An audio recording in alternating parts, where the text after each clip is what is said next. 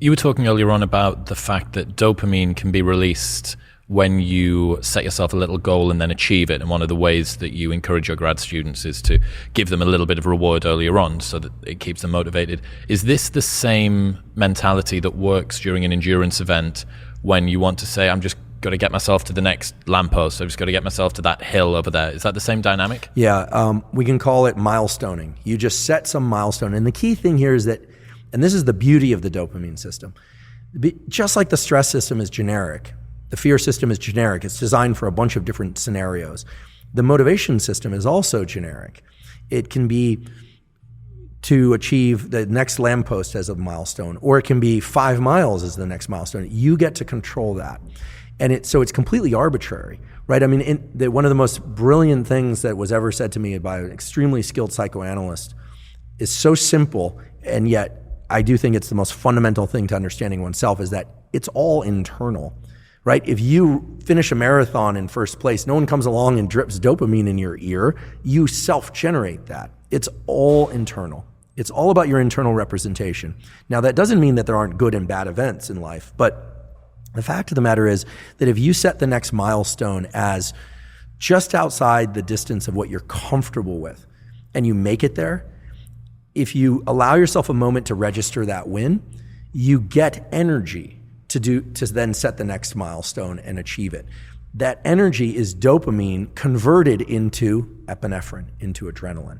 And this is why you hear these incredible heroic stories. Like, I mean, I think the movie, sorry, I hate to say it, but the movie was less good than the book, but like Lone Survivor, the Marcus Luttrell story. And actually, I think today or yesterday might be the anniversary of Operation Red Wing. So all those guys sadly died except Marcus.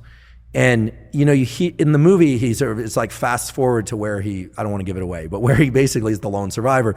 But in the book, it's crazy. I mean, the guy dragged himself on elbows and knees for miles and miles and miles, right? You know, that kind of ability where you hear about people walking on stubs to, you know, these incredible feats of human endurance and willingness to persist. I mean, those people were able to do that not because of glycogen or they drank their goo or whatever the triathletes are always using. It's because of nervous system energy, the ability to continue to manufacture adrenaline and keep going. And the extent to which that can continue is no one will ever know. I do believe that humans have a tremendous capacity to endure and persist, but that few human beings actually know how to tap into that system except under conditions of extreme survival. And you also hear from really good physicians, ones that aren't into woo biology or woo psychology at all, that to some extent, yes, there are people that unfortunately die in their battle against cancer, no matter what, but that the desire to continue living is a powerful force in of itself.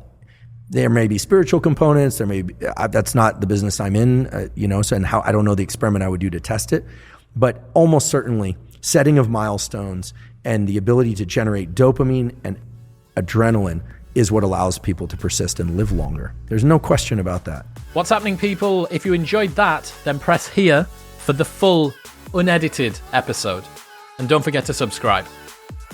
Peace.